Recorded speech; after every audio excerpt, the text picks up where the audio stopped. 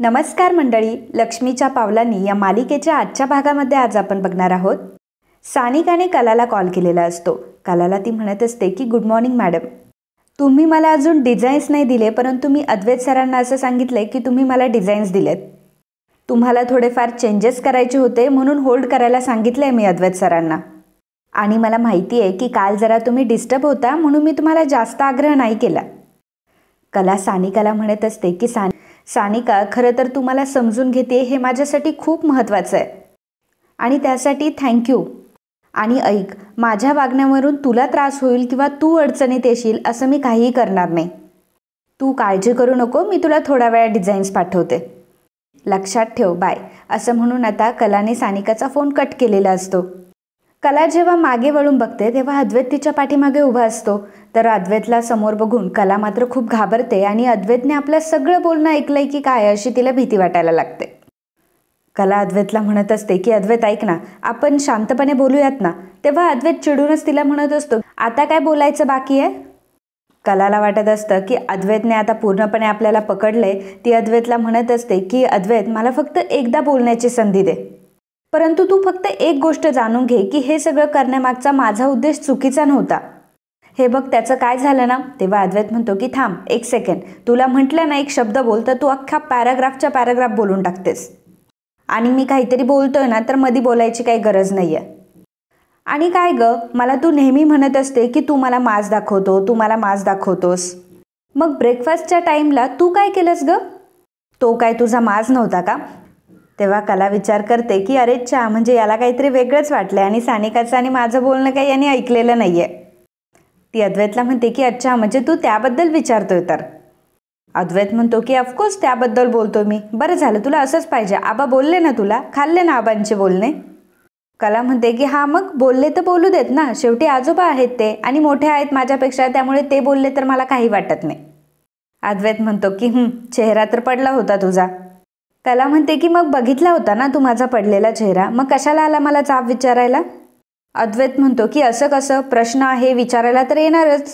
प्रत्येक वेळी तू इतरांना अक्कल शिकवत असते, मग स्वतः काय करतेस हे दुसऱ्यांना दाखवायला नको का? कला म्हणते की अच्छा, म्हणजे नाश्ता झालाय. बरोबर आहे. अद्वैत म्हणतो की नाश्ता झाला म्हणजे काय म्हणायचं तुला? कला म्हणते की नाही, म्हणजे कसं आहे, पोट भरलंय ना आता तुझं, त्याच्यामुळे पोट भरल्यावर काय तू दिवसभर इथं उभा राहून माझ्याशी वाद घालायला मोकळा. पण हे बघ चांदेकर, मी तुला अगदी हात जोडते, तुझ्यात जेवढी भांडण्याची क्षमता आहे ना तेवढी तर माझ्यात अजिबात नाहीये. तू जा ना तुझं ऑफिसला, मला माझी कामं आहेत, मला माझी कामं करू देत. अद्वैत म्हणतो की हा गप, उगाचच तुझ्या कामाचं कौतुक नको सांगूस मला. मलाही ऑफिसमध्ये कामं असतात आणि मीही ऑफिसलाच कामाला चाललोय. कला म्हणते की हो का, कळतं ना मग तुला एवढं, जा मग. अद्वैत म्हणतो की तू सांगायची काही गरज नाहीये, मी जाणार आहे आणि चाललोय मी. असं म्हणून अद्वैत तिथून निघतो. असं म्हणत अद्वैत आता त्याचं ब्लेझर वगैरे घालून बॅग घेऊन तिथून निघतो. मागे कला म्हणत असते की अवघड आहे देवा, खरंच अवघड आहे की ह्याच्यासोबत राहणं म्हणजे खरंच एक युद्ध करण्यासारखं आहे. जाऊ दे आता, पटकन सानिकाला मी डिझाईन्स पाठवते, नाहीतर तो तिलाही वेटीला धरेल आणि मला सुद्धा. आगाऊ चांदेकर. इकडे संगीता बाबांकडे येते आणि बाबांना ती म्हणत असते की अहो, काजलच्या अंगात तर खूप ताप भरलाय हो. अहो, काल ती डिलिव्हरी करायला गेली होती ना, आणि मग ते काय पिझ्झे वाचवायला गेली आणि स्वतःच ओली होऊन गेली. घरी आली तेव्हा मला म्हणत होती की माझा घसा दुखतोय आणि सध्या आता साथीचा ताप पण सुरू आहे. बाबा म्हणतात की ऐक, तू एक काम कर, तू आता डॉक्टरांना फोन कर आणि ते जे काही औषधं सांगतील ते औषधं घेऊन ये, नाही तर रॉकेटला पाठव आणायला. रॉकेट आणून देईल आणि काहीही झालं तरी मला लगेच कळव.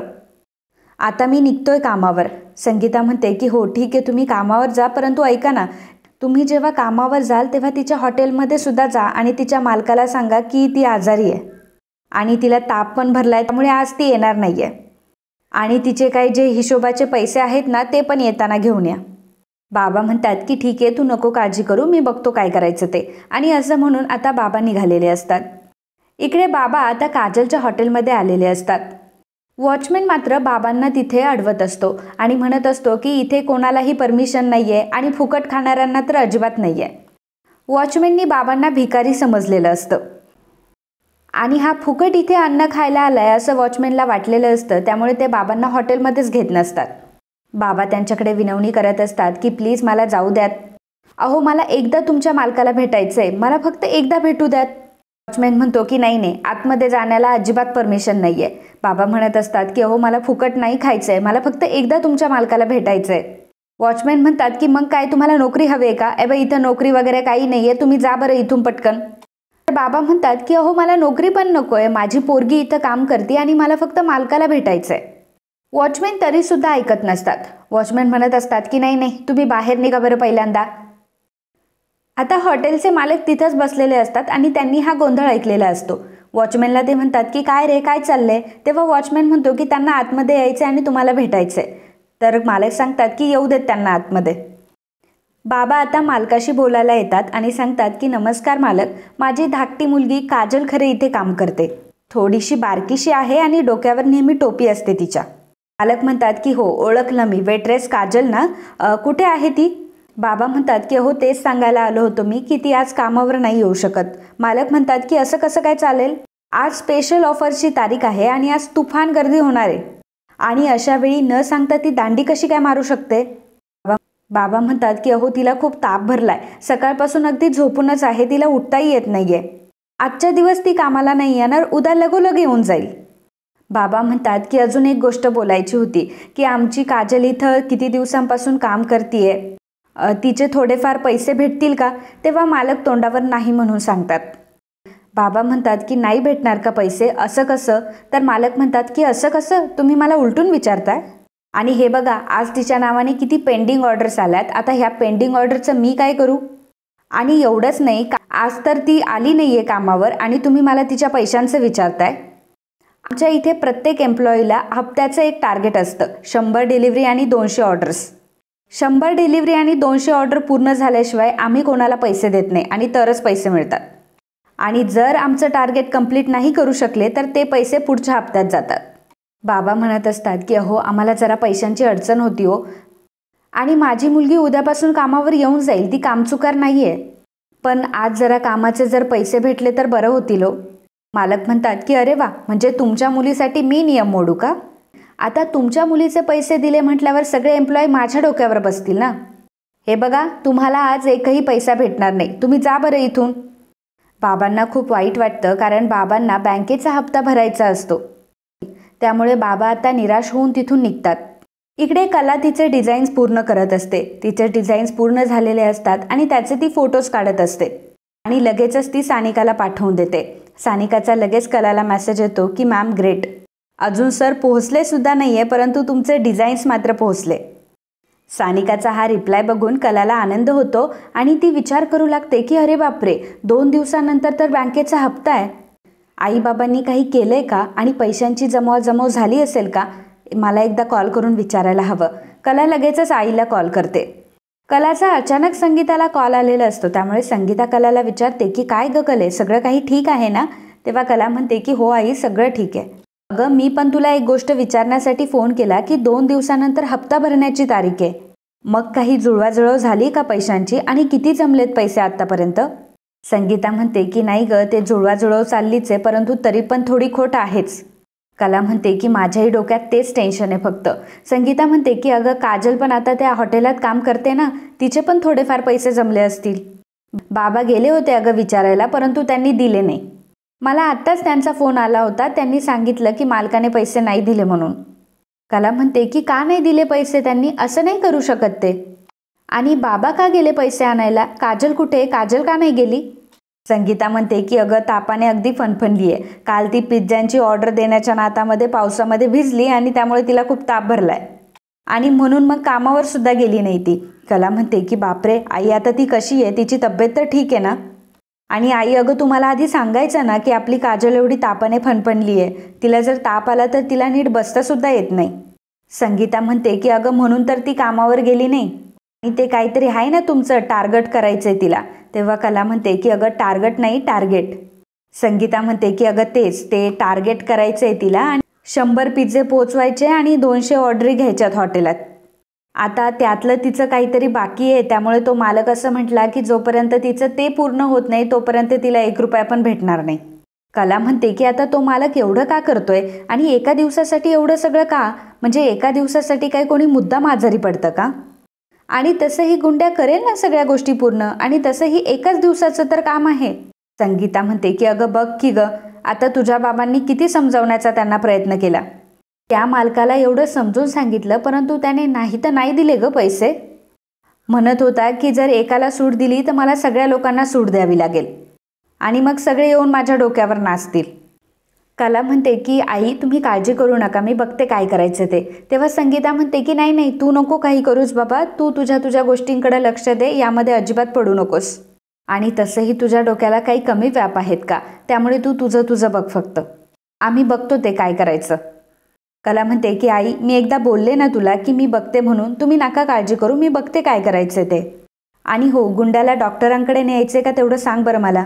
संगीता म्हणते की नाही नाही अगं, डॉक्टरांकडून ना रॉकेट औषधं घेऊन येतोय, तू अजिबात काळजी करू नको. तर कला म्हणते की ठीक आहे, मी काळजी नाही करत, परंतु तुम्हीही काळजी करू नका आणि काळजी घ्या, सगळ्या गोष्टी व्यवस्थित होतील. कलाने आता फोन ठेवलेला असतो. कलाला आता काहीही करून पैशाची जमवाजमव करायची असते, कारण बँकेचा हप्ता हा 2च दिवसात भरायचा असतो. त्यामुळे पैसे तिच्यासाठी आता खूप महत्त्वाचा रोल प्ले करत असतात. आणि यातून तिला फक्त एकच उपाय सुचतो, ती म्हणजे सानिका. आणि सानिकाला ती लगेचच कॉल करते. कला सानिकाला म्हणते की सानिका ऐक ना, मला तुला असं विचारायचं होतं की मला डिझाईन्सचे पैसे मिळू शकतात का गं. सानिका म्हणते की ॲक्च्युली मॅडम, मी तुम्हाला या संदर्भात स्वतः क्लिअरिटी देणार होते. अहो, अद्वैत सरांनी 4 दिवस अकाउंटंटला सुट्टी दिली आहे, त्यामुळे मला सुद्धा माझे पैसे अजून मिळाले नाही आहे. मला पैसे मिळाले की मी लगेचच तुम्हाला ट्रान्सफर करते. कला म्हणते की बरं ठीक आहे, ठेव फोन, असं म्हणून कलाने फोन ठेवलेला असतो. आता सानिकाकडनं जी आशा होती पैसे मिळण्याची ती सुद्धा संपलेली असते, कारण सानिकाचेच पैसे अजून आलेले नसतात. कला विचार करत असते की आता पैशांची जमवाजमव करायची तर कशी करायची, कारण बँकेचा हप्ता भरणं सुद्धा तेवढंच महत्त्वाचं असतं.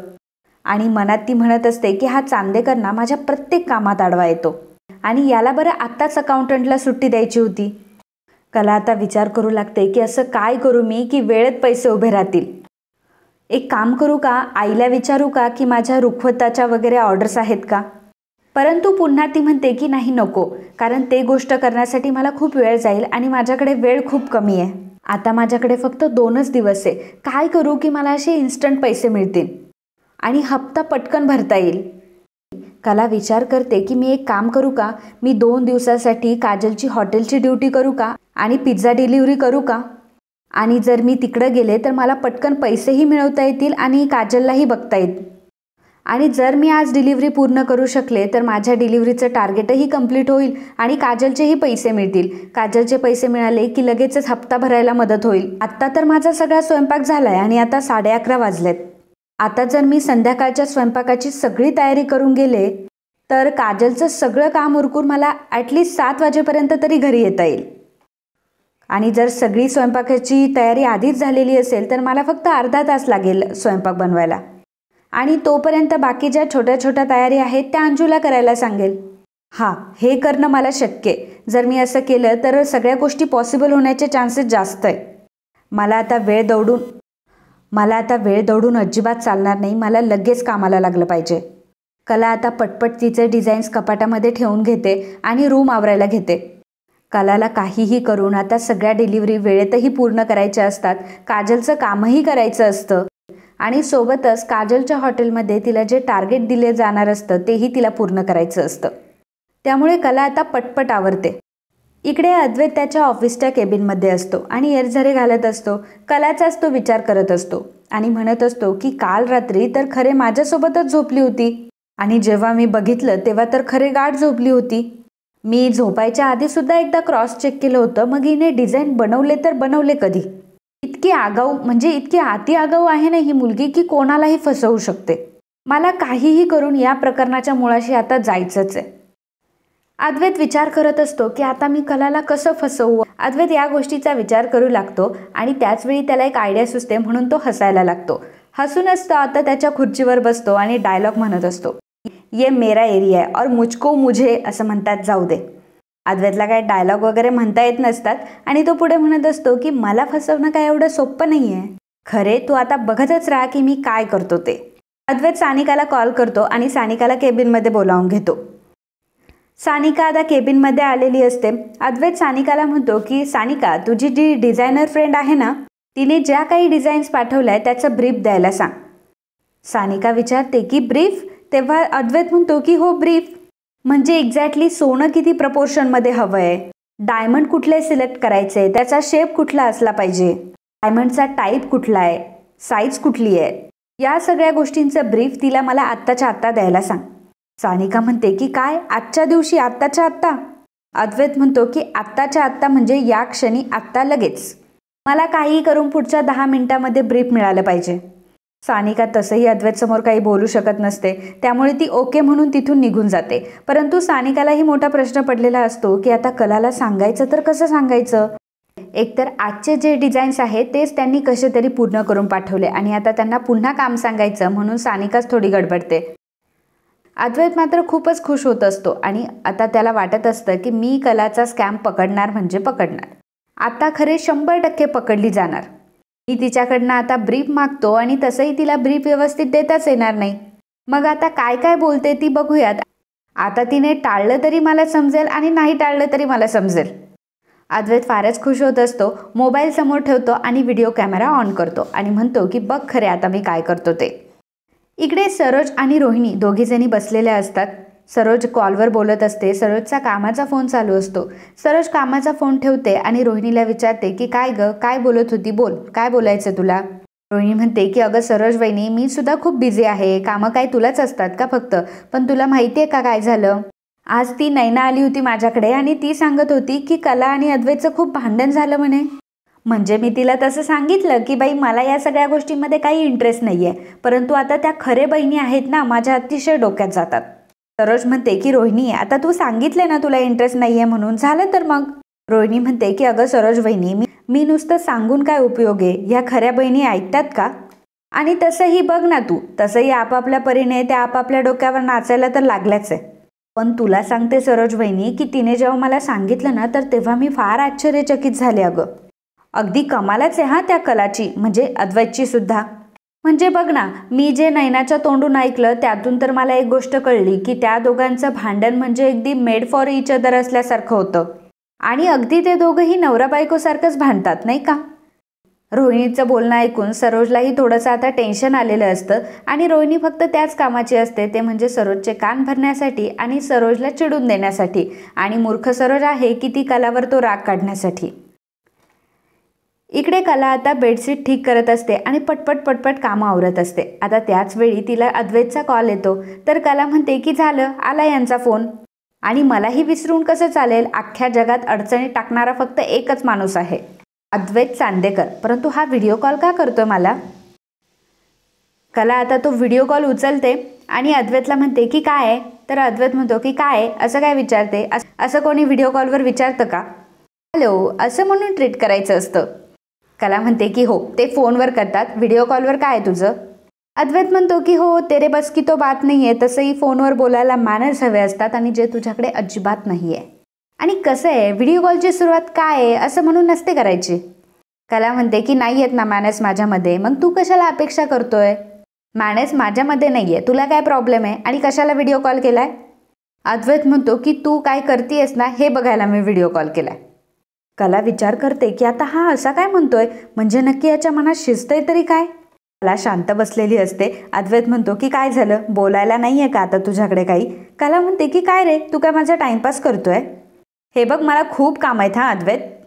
कला अद्वैत सोबत जेव्हा व्हिडिओ कॉलवर बोलत असते त्याच वेळी सानिकाचा मेसेज आलेला असतो आणि वरच्या वरच तिने सानिकाचा मेसेज वाचलेला असतो. सानिका त्यात म्हटलेली असते, अद्वैत सरांनी डिझाईनच्या ब्रीफ लवकरात लवकर मागवल्या आहेत.